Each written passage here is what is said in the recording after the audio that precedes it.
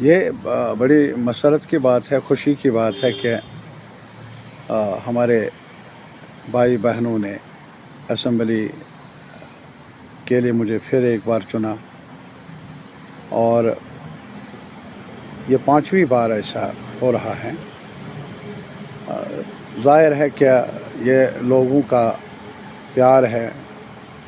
اور ان کا بھروسہ ہے، اور مجھے امید ہے کہ میں حتی الامکان کوشش کر لوں گا، جو بھی میرے دائرے اختیار میں ہوگا میں ان کے جذبات کی قدر کرتا رہوں گا، اور جو ان کے مسائل ہیں ان کو حل کرنے کے لیے مؤثر آواز اٹھاؤں گا، اسمبلی کے اندر، اسمبلی سے باہر بھی، اور ساتھیوں کے ساتھ مل کر ہم کوشش کر لیں گے کہ جموں کشمیر میں ایک نئی صبح کا آغاز ہو۔ بہت زیادہ پریشانیوں کا سامنا کرنا پڑا ہے پچھلے 10 سال، لگ بھگ 2014 سے، جب سے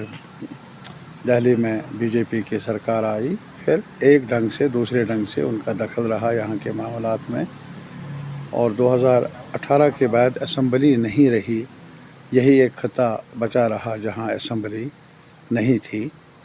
اور اب سپریم کورٹ کی وساطت سے، ان کے دخل سے اب اسمبلی کے چناؤ بھی، وہ پروسیس بھی مکمل ہوا، پرامن طریقے سے یہ پروسیس پورا ہوا۔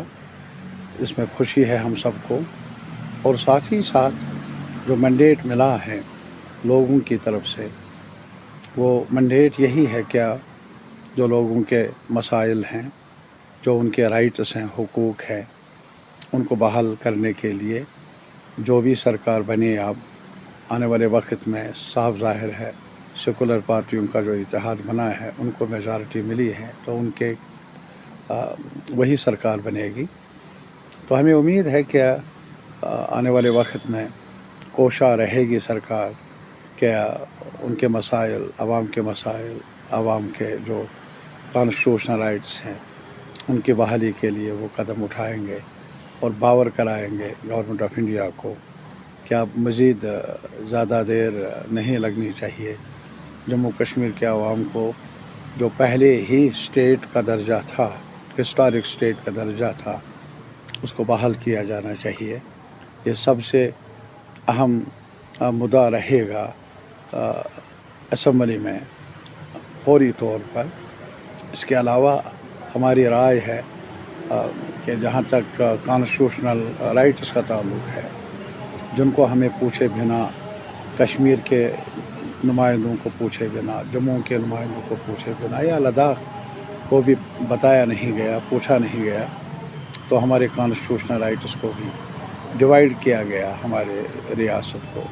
اور پھر جو ہمارے کانسٹیٹیوشنل گارنٹیز تھی اٹانومی کے،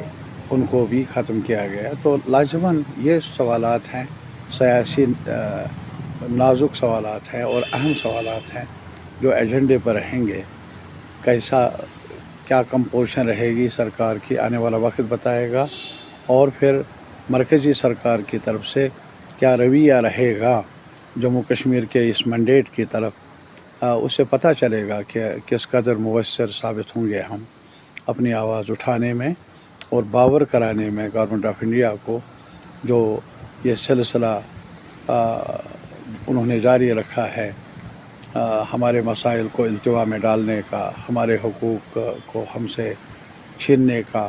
وہ اب رکنا چاہیے اور راحت ملے لوگوں کو۔ یہ ہم سب کی کوشش رہے گی اسمبلی میں۔ وہ تو صحیح ہے کہ جہاں تک اسمبلی کا تعلق ہے، میں نے پہلے بھی بتایا کہ ایک ہسٹورک اسٹیٹ رہی ہے ہماری، جس کو ڈوگرا اسٹیٹ کے نام سے جانا جاتا ہے، اس کو بھی اس سرکار نے،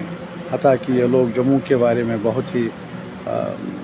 طلبداری کا دعوے دار ہیں، بہت کچھ کہتے ہیں، لیکن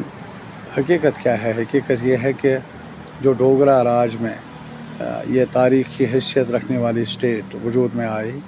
اس کا شیرازہ بکھیر دیا، توڑ دیا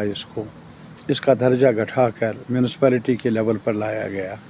یہ تو بی جے پی کی سرکار نے کیا،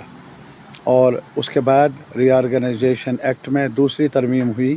اسمبلی سے پہلے ہی جو بھی اختیارات تھے ان کو بھی کم کیا گیا،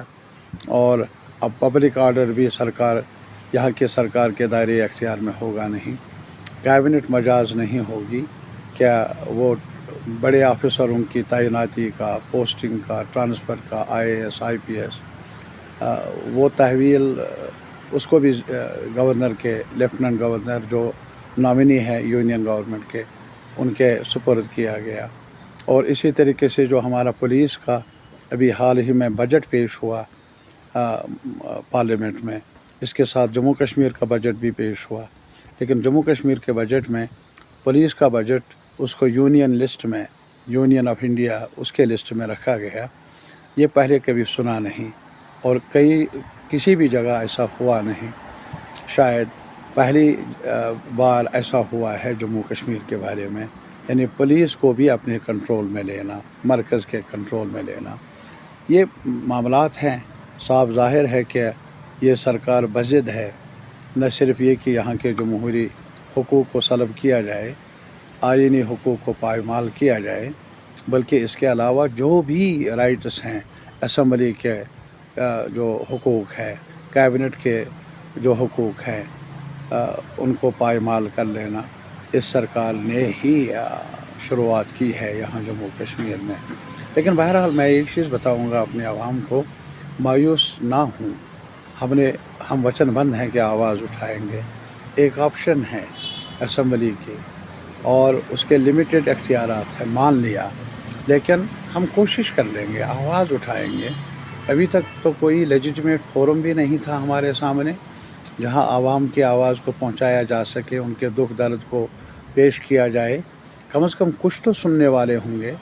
اتنا بڑا ملک ہے یہاں، اور اپوزیشن میں جمہوری قوتیں ہیں، سرکار میں بھی سرکار کو بھی باور کیا جائے گا پارلیمنٹ میں، پارلیمنٹ سے باہر بھی، کہ وہ جموں کشمیر کے عوام کے ساتھ انصاف کر لے، اور جو ہمارے حقوق ہیں ان کو بحال کرنے میں اب زیادہ دیر لگنی نہیں چاہیے۔ جو اس وقت ہم نے PhD بنایا، اس میں ہمارے سیاسی حقوق کی بازیابی کی، بحالی کی بات رہی ہے، وہ اب بھی ہے۔ وہ جو کنسرنز ہمارے رہے ہیں، وہ سوالات اب بھی حل طلب ہیں، ابھی حل ہوئے نہیں، اور میرا یہ ماننا ہے ایک ساتھ مل کر آواز اٹھانی ہوگی۔ اور مجھے یہ بھی امید ہے کہ آنے والے وقت میں جو اسمبلی کانسٹیٹیوٹ ہونے والی ہے، جو منڈیٹ ملا ہے، اس منڈیٹ کا بھی یہی تقاضا ہے، اس میں نیشنل کانفرنس ہوں، کانگریس کے لوگ ہوں، اور CPM ہوں، یا اور بھی کچھ ہم خیال جماعتیں ہوں، ایک ساتھ مل کر ہم نے آواز اٹھانی ہے، اور یہ میرے خیال میں ہماری ذمہ داری ہے، ہمارے لیے ایک فرض بن جاتا ہے کہ ہم ایک ساتھ مل کر اسمبلی کے اندر بھی آواز اٹھائیں، مؤثر بنائیں اپنے آواز کو، اور اسمبلی سے باہر بھی۔ اور اس میں ایک ساتھ مل کر چلنے کا اعادہ پہلے ہی کیا ہے، امید ہے یہ سفر ہم نے ایک ساتھ مل کر ہی طے کرنا ہوگا۔